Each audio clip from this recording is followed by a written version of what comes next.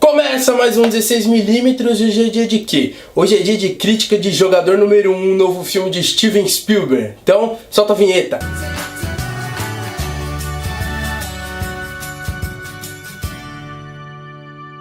Antes de mais nada, peço que você dê like aqui no vídeo, se inscreva no canal para dar aquela forcinha pra gente básica, valeu? Ready Player One, ou Jogador Número 1, como veio aqui pro Brasil, é baseado no livro de Ernest Cline, que se passa num futuro distópico em 2045, onde as pessoas preferem 1000 vezes viver na sua realidade dentro do jogo Oasis do que a própria realidade em si. A história começa quando o criador desse jogo morre e ele deixa 3 quebra-cabeças para ser desvendados. E quem desvendar esses 3 quebra-cabeças vai ganhar um easter egg. O que é o easter egg? O easter egg a gente ouve muito aí no mundo de cinema, mas o easter egg ele nasce porque ele significa ovo de Páscoa, porque lá nos Estados Unidos você tem a caça aos ovos, né, durante o feriado, onde as pessoas escondem os ovinhos aí em jardins ou em floresta, não sei, depende de onde vai fazer a caça dos ovos, e a cultura pop em si adotou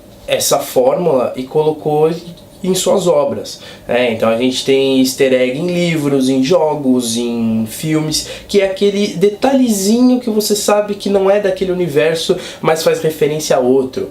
Eu vou puxar um exemplo aqui só para você entender melhor. No final de Monstros S.A., a Boo, ela entrega um brinquedinho pro Sully, que esse brinquedinho é o Nemo, né? Então é um easter egg do próprio universo da Pixar ali, né? Que eu quis dar esse exemplo.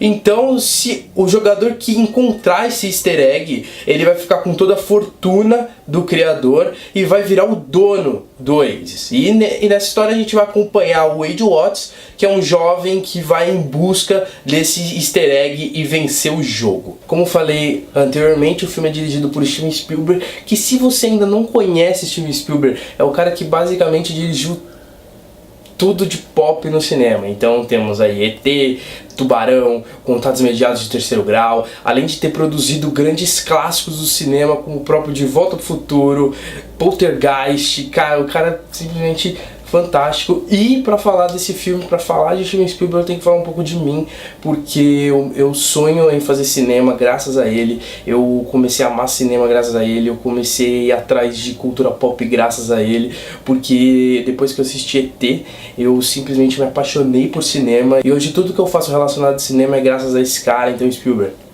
te amo, cara. Então, cara, é um filme perfeito pra quem é fã, não só do Spielberg, mas pra quem é fã de cultura pop.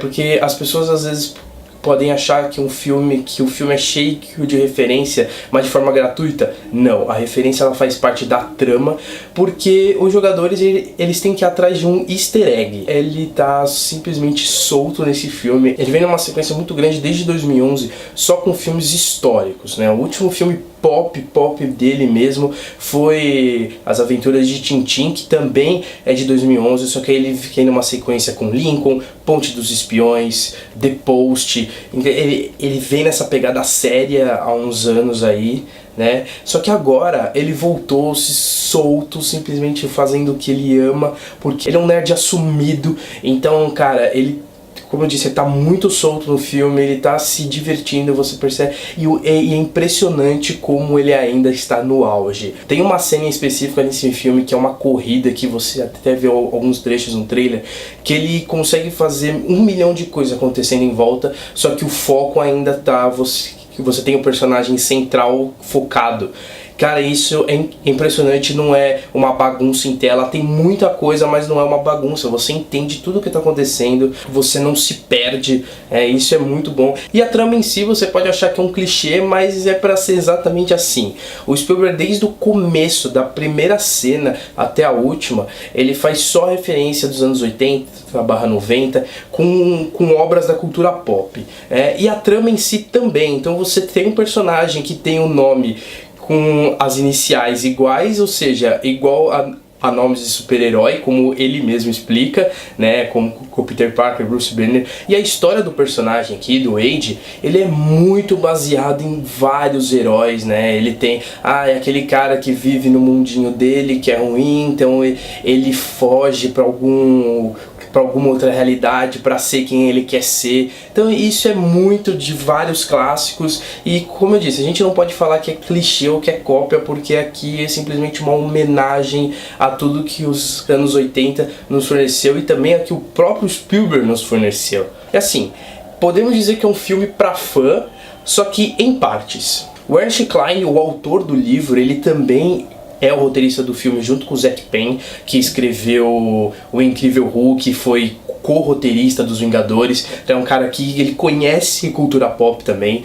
Os dois, eles tiveram uma dificuldade em adaptar, e quem é fã do livro meio que está criticando o filme. Mas aí até compreensível, porque você precisa apresentar todo o universo do livro, que quem lê já tem o conhecimento de cultura pop, já tem o conhecimento de cinema, já tem o conhecimento de quadrinho, que provavelmente o espectador do filme não tem.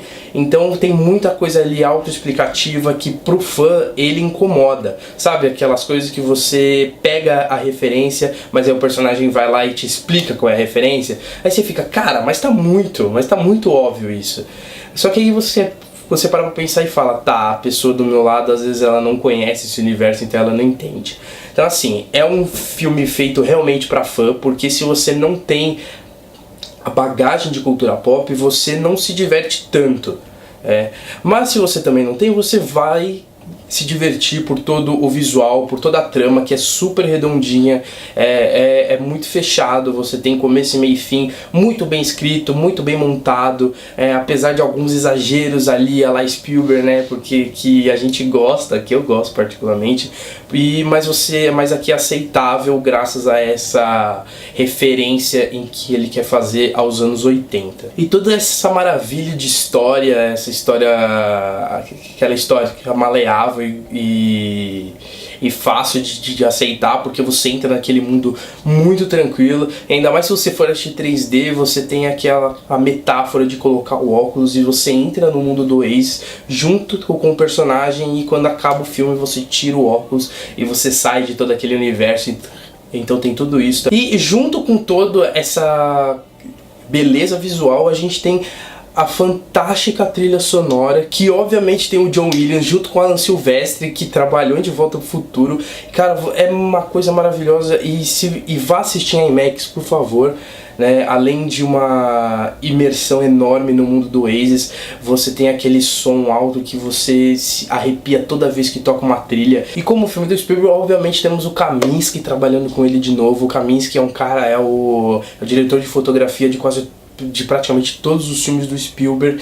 Então, e o cara aqui tá simplesmente fantástico, é uma fotografia mais diferente do comum dele, né? Porque a gente tem um universo que é meio escuro, mas também muito colorido do Oasis, então você tem muita cor, só que ao mesmo tempo é uma fotografia mais contida na cor, né? É meio bizarro isso, mas acho que só quem assiste consegue entender. Em relação ao elenco, a gente tem aí o Tye Sheridan como protagonista junto com a Olivia Cooke, e o Tye Sheridan, apesar de eu não ser muito fã dele, eu acho ele muito limitado. Aqui ele tá bem, ele consegue entregar o personagem dele, como ele também tem um pouco do estereótipo do nerd, né, do nerd gamer, ele combina muito bem com o personagem. A Olivia Cooke também tá muito bem, além de um elenco com um adjuvante incrível que sustenta a história. E obviamente o filme não é perfeito, apesar de ser do Spielberg. Ele tem pra mim, alguns problemas de roteiro e soluções em que aparentam ser muito preguiçosas. Mas como você aceita ser algo totalmente retirado dos anos 80 e dos anos 90 do cinema,